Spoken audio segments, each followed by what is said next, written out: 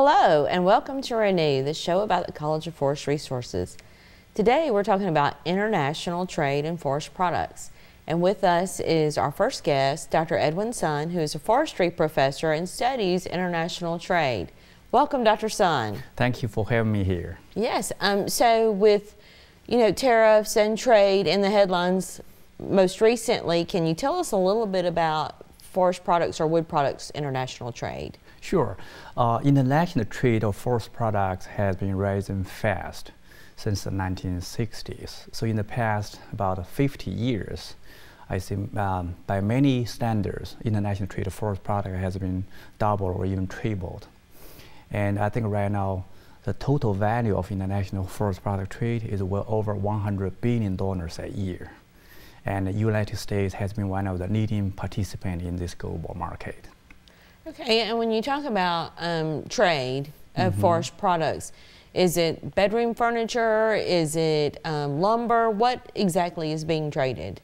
All kinds of products related to timber have been traded, including roundwood logs and manufactured products like furniture, panel products, and also paper products. And is the U.S. a pretty strong exporter of forest products? I think both. Okay. We have been sometimes, in most situations, we have been importing more products than our exporting, yes. Okay, so we are actually importing more products than exporting, even though we have such a large forest space. Why is that? Particularly because we have a labor Canada. Canada has been a big exporter of forest products, including lumber products, to the United States. So that changed the balance of the trade in many years. Okay. And are there environmental impacts to trading forest products? Yes. Trade of forest products a little bit different from other commodity trade like computers, for example. Forest product trade can have impact on the environment at several stages.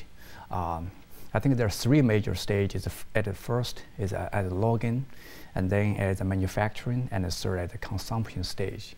At the logging stage, cutting trees can have adverse impact on the environment temporarily or even in the long term, depending on how we manage the forest. So environmental groups often have very deep concern whether logging has managed in a way that we can sustain our production from forest and we can provide ecosystem to our society. At the manufacturing stage, we see increase in transfer of products, including paper products, from developed countries to developing countries. So basically, if you produce, for example, paper products in developing countries, their technology may not be advanced as we have here. Their pollution emission of carbon dioxide, for example, may be much larger than what we could do here. So we basically transfer our carbon emission from this country to another developing countries. So that's another environmental impact. At the consumption stage, forest product can store carbon for a long term, 30 years, 50 years, even 100 years. And that can change the balance of carbon in the air. Okay, so you talked about logging. When we export logs, they're not into finished product, right? Are they lumber, or do we actually export logs?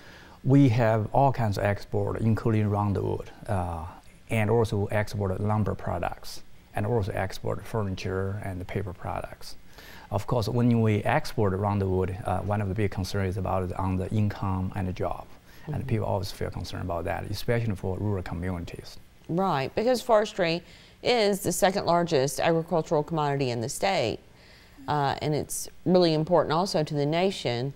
So when we are exporting those unfinished goods, then that could be economic problems for us, right? Exactly. So the trade of forest products not only have the impact in the traditional sense on the job and the income, but also on the environment. So that's make research in forest product trade much more challenging than other trade research. Now, how do you hope that your research will impact policymakers or legislators? Do you want to inform them about the trade, or? Yes. What do you hope to do? As the academic unit here, as a professor here, we try to do research in an objective way, provide information to the public. So when we have those contentious debate and discussion about international trade, they have the objective information there. At least understand what's the pattern and what's the factor. Okay, thank you so much. Thank you so much. When we come back, we will visit with one of Dr. Sun's graduate students. So come right back. Want a career as big as the outdoors? Want to have an impact on the environment? The College of Forest Resources at Mississippi State University delivers hands-on training, ensuring clean air and water, wildlife habitats, and a sustainable environment. Creating new wood products and retooling old ones for today and tomorrow.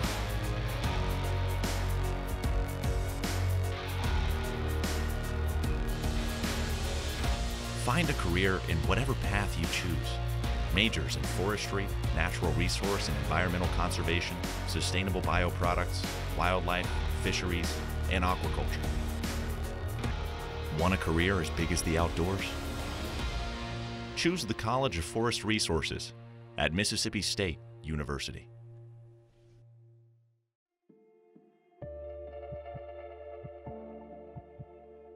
Discovery. It tells our history and determines our future.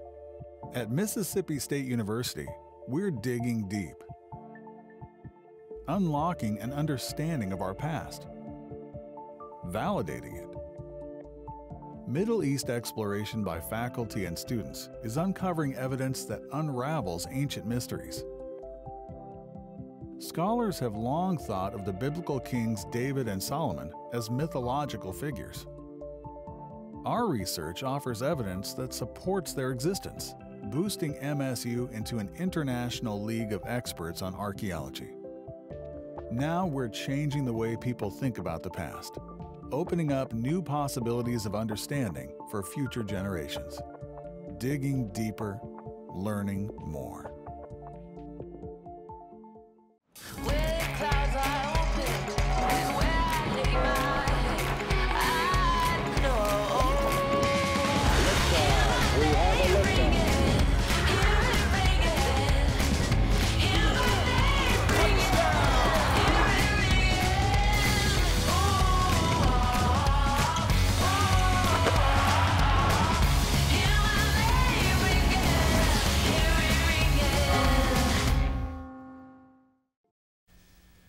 Welcome back. With us is Su-Feng Zhang, a doctoral student in forestry who will be graduating this week. So welcome, Su-Feng. Thank you for having me. Yes. So tell us a little bit about yourself, where you're from. Sure. I'm from China. I got my bachelor's degree in accounting at the College of Economics and Management of Nanjing Forestry University in China. During my junior and senior year, I participated in some research programs, and I feel like I'm interested about that. So I worked as a research fellow at the Research Center of Economics and Trade in the State Forestry Administration for another 2 years. In the third year, I saw the advertisement of this PhD program, which focused on the international trade, and I'm so interested about that because it exactly matched what I did at that moment. So I applied, and luckily I am here. Okay, so you've been at Mississippi State for how long? 3 years. 3 years, Yeah, and yeah. graduating this week. That's Yeah. very exciting. Yeah. Tell us a little bit about your research. Okay. Basically, I'm doing research on the international trade in the forest products industry. Specifically, the issues caused by these trade barriers on forest products will be covered, like the tariffs on roundwood or the anti-dumping duty on the final forest products, like paper or furniture products. As we know, the global trade is growing faster in recent decades, which also brings some issues. For instance, if other countries export their products to your country at a really lower price, which is called dumping, an anti-dumping duty can be used. is a protectionist tariff that a domestic government imposes on foreign imports that it believes are priced below fair market value. And the use of these trade barriers become very popular in recent years.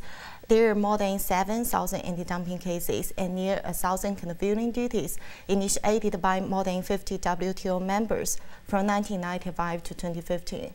So my research, the issues caused by these trade barriers will be discussed, like the determinants analysis for those trade barriers, or the investigation outcome analysis, and some effect analysis for some specific issues. Yeah. Okay, so let's go back a little bit. Tariffs is when we either impose a fee on imports, or the country that we're exporting to imposes fees. Anti-dumping, is that initiated within the country that thinks another country is putting products into the market at a lower cost? Is that, can you expand a little bit about anti-dumping and where that came from? Anti-dumping is a protectionist tariff. For example, if other countries export their products at an unfair price, and this is called dumping to our country. And an anti-dumping is a duty to is a protectionist tariff to protect domestic countries. It's Dr. Sang always said it's like dumping is a sickness, and anti-dumping is a medication to deal with that. Yeah. Okay. So other countries may be able to produce wood products cheaper because perhaps they don't have the environmental laws or even labor laws that the U.S. has. So when the U.S. perceives that those products are coming in at a cheaper price, that's when we do the anti-dumping tariff, right? So we're in fact charging those companies to, or those countries to put products in the U.S.? Is that what anti-dumping does? Yeah, there will be a list for some specific companies in that country, and they will put some tariffs on those firms in that country. Okay. Yeah. So instead of all products, it's really more specific to individual companies. Is that right? Yeah. Okay. Well, good. Thank you. So tell us, what is next with graduation right around the corner? What do you plan to do? Well, actually, I've already got an offer for the postdoc position at the Department of Forestry and Natural Resources in Purdue University.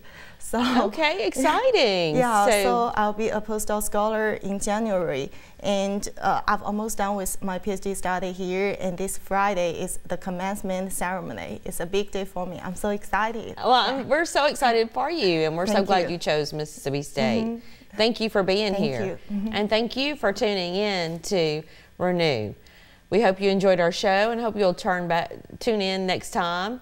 Until then, get outside and enjoy our natural resources. Thank you.